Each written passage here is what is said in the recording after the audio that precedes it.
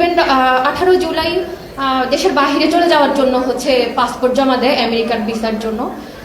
তো ওই জায়গা থেকে আমার হাজবেন্ডের জীবনটা চলে যাওয়া, আমার ভবিষ্যৎ, আমার সন্তানের ভবিষ্যৎ, আমাদের পুরো একটা পরিবারের সুন্দর একটা জীবন 18 জুলাই শেষ হয়ে গেছে।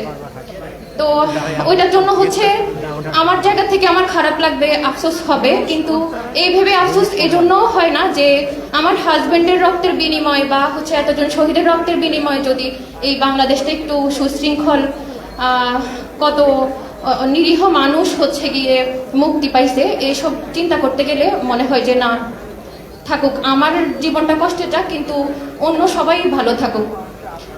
কিন্তু এইভাবে যে হবে সেটা তো ভাবি নাই। গণভোটের গণরায় সেটা মানতেছে না সরকার, বা হচ্ছে কার্যকর করছে না।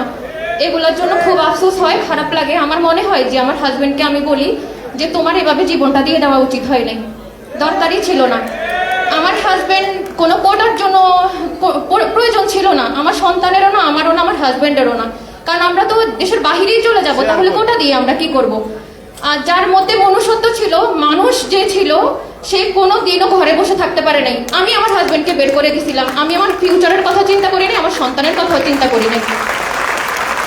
তো আমার ত্যাগ আমি যদি এখানে 2 মিনিট 5 মিনিট বলে শেষ করতে পারবো না, আজীবনেও এটা শেষ করা সম্ভব না।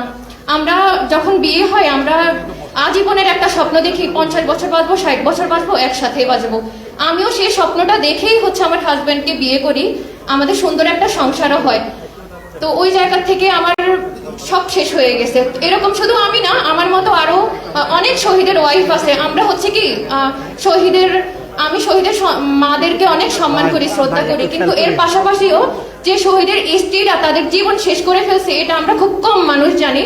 জুলাই রেভলিউশন এয়ারলাইন্সকে আমি এই জন্য ধন্যবাদ জানাইতে চাই যে তারা হচ্ছে এত বড় একটা এর মধ্যেও যে হচ্ছে শহীদের স্ত্রীকে ইয়ে করছে। আমি মানি সবাই, তো হচ্ছে এটা মনে রাখে না, মানে আমরা একটু আড়াল হয়ে গেছি, কিন্তু আমাদের সাথে আরো কতগুলা জীবন আছে, আমাদের সন্তানদের জীবন আছে। তারা যে কি হারাইছে এটা হচ্ছে শুধু তারাই জানে। একটা সন্তান বাবার হাত ধরে, মায়ের হাত ধরে বড় হয়, সেই জায়গা থেকে আমি আমার সন্তানটাকে নিয়ে সাফার করতেছি আজকে 2 বছর, এইভাবে বাকি জীবন করব। তো আমাদের সন্তানদের জন্য আপনারা দোয়া করবেন। 1400 শহীদের বিচারটা অন্তত যেন হয়। 18 জুলাই আমরা বিচার চাইছি, 5 আগস্টের পর সবাই ইয়ে হয়েছি, কিন্তু আমি 18 জুলাই সেদিনই বলছি যে আমি আমার হাজবেন্ডের লাশ দিব না যতক্ষণ না পর্যন্ত বলে যে আমার হাজবেন্ডের হত্যার বিচার করবে না।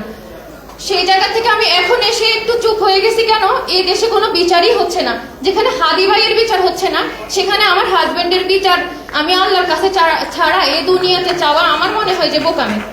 তা আমি আল্লাহর কাছেও বিচার চাই, আপনাদের কাছেও বিচার চাই, অন্তত এদের বিচারটা হোক। যাদের মেরে ফেলছে এরকম ভাবে, যাদের জীবনটা কত সুন্দর হইতো সামনে, এই জীবনটা বাংলাদেশের জন্য দিয়ে ফেলছে, আপনারা এখন ক্ষমতা পাবেন, সবকিছু ভুলে যাবেন। ক্ষমতা কখনোই কারো চিরস্থায়ী ছিল না, আর থাকবেও না।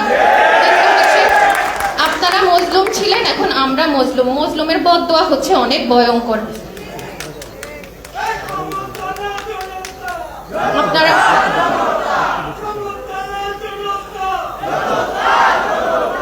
আপনারা 1400 শহীদকে ভুলে যাবেন না, ওদের পরিবারকেও ভুলে যাবেন না। সবাই দোয়া করবেন। আসসালামু আলাইকুম।